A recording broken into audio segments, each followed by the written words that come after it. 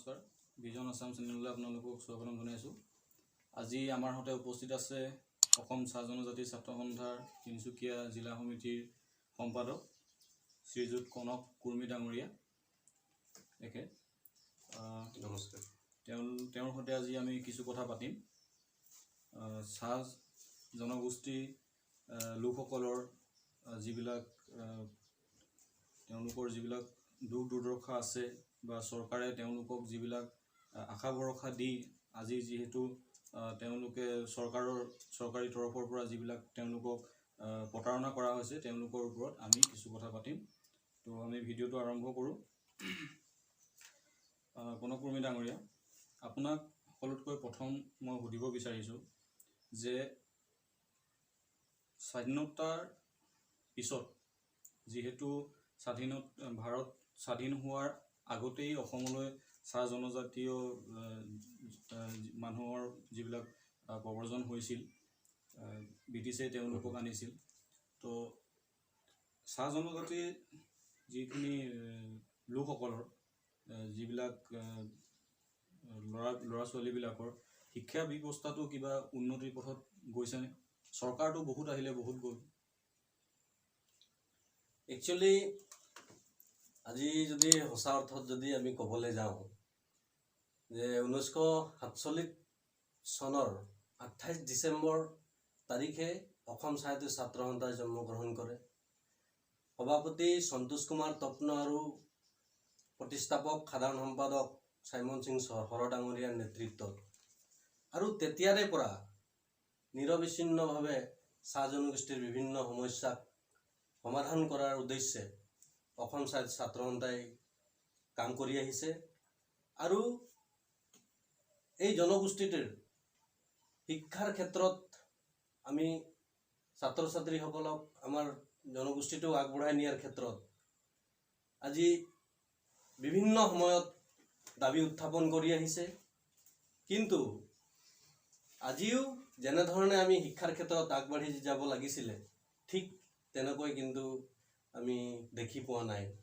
কাৰণ আজি বিভিন্ন চৰকাৰ আহিছে আৰু গৈছে, কিন্তু চাহ জনগোষ্ঠীৰ যিবিলাক সমস্যা সেইবিলাক সমস্যাৰ ওপৰত কিন্তু কোনো ধৰণে তেওঁলোকে কিন্তু প্ৰাধান্য দিয়া আমি দেখা নাপালোঁ সমস্যাবিলাক সমাধান কৰাৰ ক্ষেত্ৰত। মই মোৰ ব্যক্তিগতভাৱে কেইবাখনো বাগানৰ লগত মোৰ তেওঁলোকৰ লোকসকলৰ লগত যথেষ্ট ভাল সম্পৰ্ক আছে। মই যেতিয়া তেওঁলোকৰ অঞ্চলবিলাকত যাওঁ মই প্ৰায় দেখোঁ যে বাগান এৰিয়াৰ যিবিলাক স্কুল আছে বা হস্পিটেল আছে, কোনো ধৰণৰ ডেভেলপ বুলিবলৈ একোৱেই নাই তাত। আজিৰ পৰা কমচে কম 50-60 বছৰ আগত হয়তো এইবিলাক বিল্ডিং বনাইছিলে, এটা জৰাজীৰ্ণ অৱস্থা যিটো তাক লৈ আপোনালোকৰ সংগঠনৰ ফালৰ পৰা চৰকাৰক জনোৱা হৈছে নে নাই, বা আপোনালোকে কেনেকুৱা ধৰণৰ পদক্ষেপবিলাক ভৱিষ্যতে ল'ব আপোনালোকৰ ল'ৰা ছোৱালীবিলাকক আগুৱাই নিবৰ কাৰণে? নাই, আচলতে চাওঁ যে আমাৰ যিবিলাক প্ৰাথমিক বিদ্যালয় চাহ বাগিচা অঞ্চলত আছে সেই প্ৰাথমিক বিদ্যালয়বিলাকৰ আন্তঃগাঁথনি একেবাৰে অৱস্থা বেয়া। যদি আপোনালোকে চায় তেনেহ'লে আমাৰ ছাত্ৰ ছাত্ৰীৰ অনুপাতে কিন্তু চাহ বাগিচা অঞ্চলসমূহত যিবিলাক প্ৰাথমিক বিদ্যালয় আছে কিন্তু সেই অনুপাতে কিন্তু শিক্ষকৰ অভাৱ। তাৰোপৰি আজিও কিন্তু চাহ বাগিচাৰ কৰ্তৃপক্ষৰ কিছুমান শোষণ নীতিৰ ফলত আজিও বহুত শিক্ষকতাৰ বাহিৰেও তেওঁলোকে কোম্পানীৰ অন্যান্য কামত কিন্তু ব্যৱহাৰ কৰি আহিছে। এইটো কিন্তু অতি দুৰ্ভাগ্যজনক কথা, যাৰ ফলত চাহ বাগিচা অঞ্চলত যেনেধৰণে শিক্ষাৰ ক্ষেত্ৰত আগবাঢ়ি যাব লাগিছিলে কিন্তু সম্ভৱ হৈ উঠা নাই। ঠিকেই। যেতিয়া 2014 বৰ্ষত যেতিয়া বিজেপি চৰকাৰ আহিছিলে তেতিয়া চাহ জনগোষ্ঠীয় লোকসকলক কোৱা হৈছিলে যে তেওঁলোকৰ দৈনিক মজুৰি বৃদ্ধি কৰা হ'ব, তেওঁলোকক জনজাতিকৰণ কৰা হ'ব, তেওঁলোকৰ ভূমি পট্টা তেওঁলোকক দিয়া হ'ব। কিন্তু চৰকাৰৰ আজি ইমান দিনৰ যিটো দীঘলীয়া আজি পৰিক্ৰমা হৈ আছে, চৰকাৰে কয় যে আগৰ চৰকাৰে ভুল কৰিছিলে, আমুক কৰিছিলে, তামুক কৰিছিলে, কিন্তু কাৰোবাক দুখ জাপি দি কাৰোবাৰ দুখখিনি আপোনাৰ ৰাইজক কৈ নিজেও যে মানে সেইবিলাক বস্তু মানে যিবিলাক প্ৰতিশ্ৰুতি দিছিলে সেইবিলাক যে মানে ফুলফিল নকৰিব, তাক লৈ আপুনি কি কয়? আচলতে কংগ্ৰেছ চৰকাৰৰ প্ৰতি মোহভংগ হৈ চাহ জনগোষ্ঠীৰ লোকসকলে বহুত আশাৰে বিজেপি চৰকাৰখনক সমৰ্থন জনাই আহিছিল যে যদি বিজেপি চৰকাৰখন আহে তেনেহ'লে চাহ জনগোষ্ঠীৰ যিবিলাক সমস্যা, আজি চাহ বাগিচা শ্ৰমিকসকলৰ 351 টকা হাজিৰা তেওঁলোকে বৃদ্ধি কৰাৰ কথা কৈ আহিছিলে। তাৰোপৰি অসমৰ চাহ জনগোষ্ঠীৰ লগতে 6 জনগোষ্ঠীক যি জনজাতিকৰণৰ কথা আছিলে, কিন্তু আজি তাৰিখত কিন্তু দেখিবলৈ আমি পোৱা নাই যে কোনো ধৰণৰ চৰকাৰখনে মানে ইতিবাচক পদক্ষেপ গ্ৰহণ কৰিছে। গতিকে যদি চাহ জনগোষ্ঠীৰ সঁচা অৰ্থত যদি আমাৰ জনগোষ্ঠীটোক আগবঢ়াই নিয়াৰ চৰকাৰৰ যদি পৰিকল্পনা আছে, তেতিয়াহ'লে কিন্তু অতি সোনকালে কিবা এটা ব্যৱস্থা কৰিব লাগিব, নতুবা আমি চৰকাৰৰ যি মিছা প্ৰতিশ্ৰুতি, সেই মিথ্যাচাৰ তাৰ প্ৰতি কিন্তু আমি অনাগত দিনত কিন্তু চাহ জনগোষ্ঠীৰ মোহভংগ হ'ব। হয়তো বিজেপি চৰকাৰৰ বাদ দি হয়তো আমি বিকল্প চিন্তা কৰাৰ কথা আমি চিন্তা কৰিছোঁ। আৰু এটা প্ৰশ্ন, আজি কিছুদিনৰ আগতে এখন বিশেষ বাগানত এটা দুৰ্ঘটনা ঘটিছিল, এজন ডক্তৰক হত্যা কৰিছিল বুলি এটা বাতৰি প্ৰকাশ পাইছিলে। কিন্তু মই ব্যক্তিগতভাৱে ভাবোঁ যে চাহ জনজাতীয় অঞ্চলবিলাকত যিবিলাক বাগানৰ যিবিলাক মেডিকেল আছে, সেইবিলাকৰ অৱস্থা ইমানেই মানে এটা দুখ লগা অৱস্থা। আৰু মই পাইছোঁ কিছুমান ব্যক্তিগতভাৱেও কিছুমান মই চিকিৎসকক পাইছোঁ, তেওঁলোকে চাহ জনগোষ্ঠীয় ব্যক্তিসকল যেতিয়া ট্ৰিটমেণ্টৰ কাৰণে যায়, তেওঁলোকৰ লগত ব্যৱহাৰ পাতি একেবাৰেই মানে যিটো হ'ব নালাগে, মানে তেনেকুৱা ধৰণৰ কিছুমান ব্যৱহাৰ কৰে। বা যি কি নহওক, যিটো ঘটনা ঘটিল তাৰ ওপৰত আপুনি কি ক'ব? আমাৰ মানে যিসকল আমাৰ ৰাইজ, তেওঁলোকে এনেকুৱা এটা পৰিস্থিতি মানে কিয় কৰিবলগীয়া হ'ল বুলি ভাবে? আচলতে এই ঘটনাটো অতি দুৰ্ভাগ্যজনক, আৰু ইয়াক আমি অসম ছাত্ৰ সন্থাই তীব্ৰ গৰিহণা জনাইছোঁ যে যি ঘটনা সংঘটিত হ'ল, তেনে ঘটনা একচুৱেলি মানৱ সমাজখনক ভুলুণ্ঠিত কৰা এটা ঘটনা। আমি কেতিয়াও তেনেকুৱা ঘটনাক প্ৰশ্ৰয় নিদিওঁ, কিন্তু সেই ঘটনাক কেন্দ্ৰ কৰি তাত যিখিনি জড়িত আছিলে সেই দোষী ব্যক্তিসকলক আমি কৰায়ত্ব কৰি কঠোৰতম শাস্তি প্ৰদানৰ আমি দাবী জনাইছোঁ। কিন্তু তাত দেখা গৈছে সেই সময়ত কিন্তু একাংশ কিছুমান ব্যক্তিয়ে সমগ্ৰ চাহ জনগোষ্ঠীটোকে তেওঁলোকে দায়ী কৰিব বিচাৰিছিলে, আৰু বিভিন্ন থিংকিং কৰি বিভিন্ন বক্তব্য তেওঁলোকে আগবঢ়াইছিলে চাহ জনগোষ্ঠীৰ বিৰুদ্ধে। গতিকে আমি এটাই কথা অসম ছাত্ৰ সন্থাৰ হৈ আহ্বান জনাব বিচাৰিছোঁ, যিহেতুকে চাহ জনগোষ্ঠীয়ে অসমখনত সোণৰ অসম গঢ়াৰ ক্ষেত্ৰত চাহ জনগোষ্ঠীয়ে তেওঁলোকৰ যথেষ্ট অৱদান আছে। সেই অৱদানক কিন্তু আজি বহুতে স্বীকাৰ কৰিব নিবিচাৰে।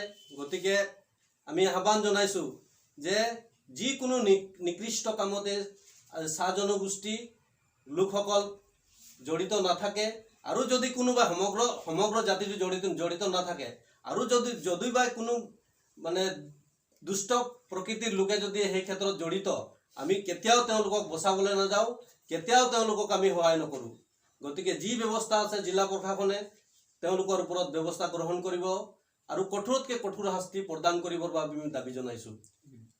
আৰু এটা কথা, আমি প্ৰায় দেখোঁ যে চাহ জনগোষ্ঠীয় যিকোনো এটা সংগঠন কৰি কিছুমান নেতা আজি MP হৈছে, MLA হৈছে, কিন্তু যেতিয়াই তেওঁলোক এখন MPৰ বা MLAৰ যেতিয়া চকীত বহি যায়, তাৰপিছত কিন্তু তেওঁলোকে চাহ জনগোষ্ঠীৰ লোকসকলৰ কাৰণে কিন্তু বিশেষ কোনো মানে কাম কৰা আমাৰ চকুত নপৰে।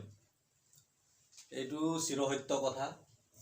আচলতে আজি ৰাজনৈতিক যিমান চাহ জনগোষ্ঠীৰ আমাৰ নেতা পালি নেতা আজি তেওঁলোকে বিভিন্ন সময়ত মন্ত্ৰী বিধায়ক হৈছে, কিন্তু বেছিভাগ মানে 90% আজি চাহ জনগোষ্ঠী ছাত্ৰ সন্থাত যিখিনি প্ৰথমতে নেতৃত্ব দিয়া নেতাই আজি চৰকাৰত প্ৰতিনিধি কৰি আছে। বিগত সময়তো বহুজনে প্ৰতিনিধি কৰি গ'ল আৰু বৰ্তমানো কৰি আছে, কিন্তু বাস্তৱ ক্ষেত্ৰত চাহ জনজাতি ছাত্ৰ সন্থাৰ মজিয়াত থাকি তেওঁলোকে জাতিটোৰ কাৰণে যিবিলাক মানে কাম কৰাৰ কথা কয়, কিন্তু বাস্তৱ ক্ষেত্ৰত কিন্তু তাৰ ওলোটা প্ৰতিচ্ছবিটোহে আমি দেখা পাওঁ। গতিকে এইটো এটা চাহ জনগোষ্ঠীৰ কাৰণে এটা দুৰ্ভাগ্যজনক কথা। গতিকে আমি আহ্বান জনাব বিচাৰিছোঁ সেইসকল নেতাসকলক, যাতে আপোনালোকে জনপ্ৰতিনিধি হৈ চাহ জনগোষ্ঠীৰ যিবিলাক দুখ দুৰ্দশা, যিবিলাক বিভিন্ন সমস্যা, সেই সমস্যাবিলাকৰ প্ৰতিও যাতে আপোনালোকে লোকসভাত বা বিধানসভাত সুন্দৰভাৱে যাতে আমাৰ দাবীবিলাক উপস্থাপন কৰিবহে আমি আহ্বান জনাইছোঁ। অসমত এটা যিহেতু এটা মানে একুৰা জুই জ্বলি আছে, যিটো চিটিজেনশ্বিপ এমেণ্ডমেণ্ট বিল 2016ক লৈ পিনি আজি কিছুদিনৰ আগতে গোটেই অসমখনত যথেষ্ট এটা মানে প্ৰতিবাদৰ এটা জোৱাৰ উঠিলে। তো এতিয়া চৰকাৰী পক্ষৰ পৰা কোৱা হৈছে যে একেখনেই বিল কিছু সংশোধনী কৰি আমি পুনৰ গৃহীত কৰিম। আজি 2 এদিনৰ আগতে যিজন আমাৰ বিজেপিৰ ৰাষ্ট্ৰীয় সভাপতি অমিত শ্বাহ ডাঙৰীয়া, তেওঁ এটা মানে কৈছে যে আমি যিকোনো প্ৰকাৰে আমি কেব গৃহীত কৰিমেই। তো তাক লৈ আপোনালোকে কি ক'ব? আচলতে এই ক্ষেত্ৰত নাগৰিকত্ব সংশোধনী বিধেয়ক 2016 গৃহীত কৰি আজি হিন্দু বাংলাদেশীক অসমত ৰঙা দলিচা পাৰি দিয়াৰ যি পৰিকল্পনা, ইয়াক আমি কোনো প্ৰকাৰে আমি মানে সহ্য কৰিব নোৱাৰোঁ আৰু কেতিয়াও গ্ৰহণযোগ্য হ'ব নোৱাৰে অসমৰ ৰাইজৰ কাৰণে। গতিকে এই বিধেয়কখনে যে অনাগত দিনত সমগ্ৰ অসমীয়া জাতিটোক ভাঙি থান বান কৰিব, অসমীয়া জাতিক নিঃশেষ কৰাৰ এক গভীৰ ষড়যন্ত্ৰ বুলি আমি ভাবিছোঁ। আৰু আপোনালোকে গম পাব যে ত্ৰিপুৰাত যেনেকুৱা ত্ৰিপুৰীসকলৰ যিটো অৱস্থা, সেই অৱস্থা কিন্তু অসমতো কিন্তু আজি আমি সেই তাৰ ভৱিষ্যত কিন্তু দেখা পাইছোঁ, সম্ভাৱনা এটা পাইছোঁ। তো গতিকে আমি আহ্বান জনাইছোঁ, সদৌ ছাত্ৰ সন্থাৰ লগতে 30টা জনগোষ্ঠীয় সংগঠনে অবিৰতভাৱে এই বিধেয়ক বাতিল কৰাৰ বাবে বিভিন্ন আন্দোলন কৰি আহিছে। আৰু অসম ছাত্ৰ সন্থাক আমি স্পষ্টভাৱে ক'ব বিচাৰিছোঁ অসম চৰকাৰ আৰু কেন্দ্ৰীয় চৰকাৰক যে অতি শীঘ্ৰেই নাগৰিকত্ব সংশোধনী বিধেয়ক 2016 অতি শীঘ্ৰে বাতিল কৰিব লাগে, অসমৰ ৰাইজৰ স্বাৰ্থত, অসমৰ জনগণৰ স্বাৰ্থত। আৰু আপোনালোকে এটা মোৰ শেষ প্ৰশ্ন বুলি নহয়, আপোনাৰ পৰা মই জানিব বিচাৰিম। প্ৰায় দেখা যায়, মই শিক্ষিত যুৱক যুৱতীৰ কথাই কৈছোঁ, চাহ জনগোষ্ঠীয় ব্যক্তিসকলক তেওঁলোকে এটা বেলেগ দৃষ্টিভংগীৰে চায়।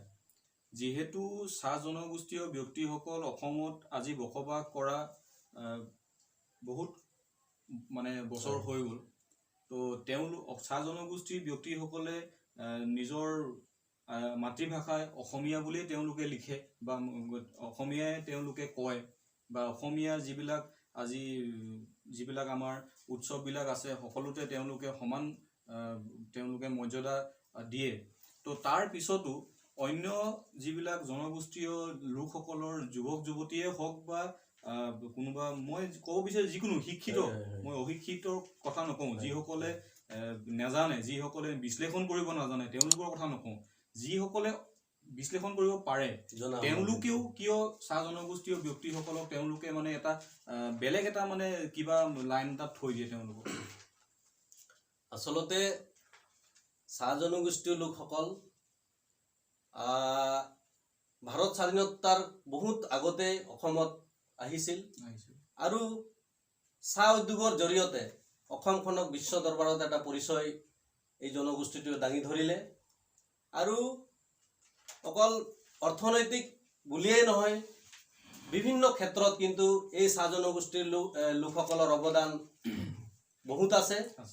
তথাপিও কিন্তু কিছুমান মানে নিকৃষ্ট এটা মানে বিশেষ এটা ৱৰ্ড তেওঁলোকে ব্যৱহাৰ কৰে মানে যিটো ৱৰ্ড মানে যে অকল চাহ জনগোষ্ঠীৰ ব্যক্তিসকলেই যে সেইটো কৰ্ম কৰে আৰু তেওঁলোককে যে সেই ৱৰ্ডটো এটা কৈ পিনি যে তেওঁলোকক যে ক'ব লাগিব তাৰতো কোনো কথা নাই।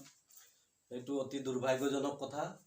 এই বিষয়টোক লৈ আমি বিভিন্ন সময়ত আমি দুখ প্ৰকাশ কৰি আহিছোঁ যে আজি চাহ জনগোষ্ঠীৰ যিবিলাক ছাত্ৰ ছাত্ৰী সকলো ছাত্ৰ ছাত্ৰী আজিৰ তাৰিখত কিন্তু অসমীয়া মাধ্যমত শিক্ষা গ্ৰহণ কৰি আহিছে আৰু আমি ভাবোঁ অসম ছাত্ৰ সন্থাই যে অসমত একমাত্ৰ চাহ জনগোষ্ঠীৰ কাৰণেহে অসমীয়া ভাষা আজি জীয়াই আছে। গতিকে তেনে সময়ত কিন্তু চাহ জনগোষ্ঠীক লক্ষ্য কৰি কিছুমানে আক্ৰমণ কৰাটো অতি দুৰ্ভাগ্যজনক কথা। অসমৰ কাৰণে যিকোনো পৰিস্থিতি বা যিকোনো কাম আমি কৰিবলৈ সাজু আছোঁ অসমৰ উন্নয়নৰ কাৰণে। গতিকে তেনে ক্ষেত্ৰত সমগ্ৰ জাতিটোক তুচ্ছ তাচ্ছল্য কৰি যি মানে বিভিন্ন সময়ত কথা কৈ আহে কিছুমানে, তাক লৈ আমি গভীৰ দুখ প্ৰকাশ কৰিছোঁ আৰু আমি আহ্বান জনাব বিচাৰিছোঁ যাতে ভৱিষ্যত দিনত চাহ জনগোষ্ঠীক লৈ যাতে কোনো ধৰণৰ তুচ্ছ তাচ্ছল্য তেওঁলোকে মন্তব্য নকৰে। তো ধন্যবাদ জনাইছোঁ প্ৰণৱ কৰ্মী ডাঙৰীয়া, আপুনি আপোনাৰ ব্যস্ততাৰ মাজত ইমানখিনি সময় আমাক দিলে। তো দৰ্শকসকল, শেষত মই এটা কথাই ক'ম, অসমীয়া বুলি কোনো বিশেষ জাতি নাই। কাকো আমি অসমীয়া বুলি জাতি বুলি হিচাপে আমি ধৰিব নোৱাৰোঁ। অসমত বিভিন্ন জনগোষ্ঠী লগ খাই তেওঁলোকে তেওঁলোকে যিবিলাক ভাষা আছিলে, এটা সময়ত তেওঁলোকে যিবিলাক ভাষা কৈছিলে, সেই ভাষাবিলাকক তেওঁলোকে জলাঞ্জলি দি তেওঁলোকে অসমীয়া ভাষাটো নিজৰ মাতৃভাষা হিচাপে পৰিচয় দিছে। আৰু আজিৰ অসমত যিটো এটা পৰিস্থিতি হৈছে যে চৰকাৰী পক্ষৰ পৰা যিটো বাৰেপতি যিটো এটা মানে ৰাইজৰ ওপৰত হেঁচা দিয়া হৈছে যে আপোনালোকে যিকোনো প্ৰকাৰে হ'লেও চিটিজেনশ্বিপ এমেণ্ডমেণ্ট বিল আপোনালোকে গ্ৰহণ কৰিবই লাগিব। তো কথা হ'ল যে আমি যদি আজি সদায় এইটো ভাবোঁ যে মই আমুক মই তামুক, সদায় যদি উচ্চ নিচৰ যিটো আমাৰ যদি মনত এটা ভাৱ থাকে, তো প্ৰথম কথা হ'ল আমি অসমীয়া কোন হয় আমি আচলতে। যেতিয়া আমি নিজক নিজে যেতিয়া আমি অসমীয়া বুলি নেভাবোৱেই বা যিটো অন্য এটা জনগোষ্ঠীক যেতিয়া যিসকলে অসমীয়া ভাষা কয়, অসমীয়া মাতৃভাষাক সন্মান জনায়, তেওঁলোকৰ অন্তৰত অসমৰ প্ৰতি মৰম চেনেহ আছে, তেনেকুৱা এটা জনগোষ্ঠীক যেতিয়া আমি অসমীয়া হিচাপে গণ্য নকৰোঁ, তেতিয়াহ'লে আমি অসমখনক ভেটি মাটি আমাৰ জাতি ৰক্ষা কৰিবলৈ গৈ লাভ নাই। আমাৰ কথা হ'ল আমি এক হ'ব লাগিব। আজি আমাৰ মাজত দুৰ্বলতা আছে কাৰণে আজি অন্য দেশৰ মানুহে বা যিকোনো পক্ষই আমাক চল পাইছে। গতিকে সেইটোৱে কথা।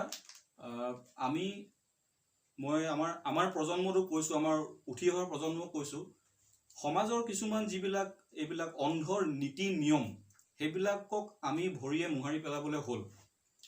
আমাৰ গুৰুজনাই কেতিয়াও আমাক কোৱা নাছিলে যে জাতি ধৰ্ম এইবিলাক নিন্দা কৰিবলৈ। আমি সকলোৱে আমি মানুহ, আমি ঈশ্বৰৰ সৃষ্টি, আমি ইজনে সিজনক আমি সন্মান জনাব লাগিব, মৰম কৰিব লাগিব, তেতিয়াহে আমি নিজকে মানুহ হিচাপে পৰিচয় দিব পাৰিম। গতিকে আজি আমাৰ ভিডিঅ'টো যিসকলে চাই আছে তেওঁলোকক কৈছোঁ, ভিডিঅ'টো কেনেকুৱা লাগিলে আপোনালোকে কমেণ্ট কৰি জনাব। যদি চেনেলটো ছাবস্ক্ৰাইব কৰা নাই ছাবস্ক্ৰাইব কৰিব আৰু কাষত থকা বেল আইকনটো প্ৰেছ কৰি ল'ব যাতে ভৱিষ্যতে আহিবলগীয়া আমাৰ নতুন নতুন ভিডিঅ'বিলাকৰ ন'টিফিকেশ্যনবিলাক পাই থাকে। ধন্যবাদ।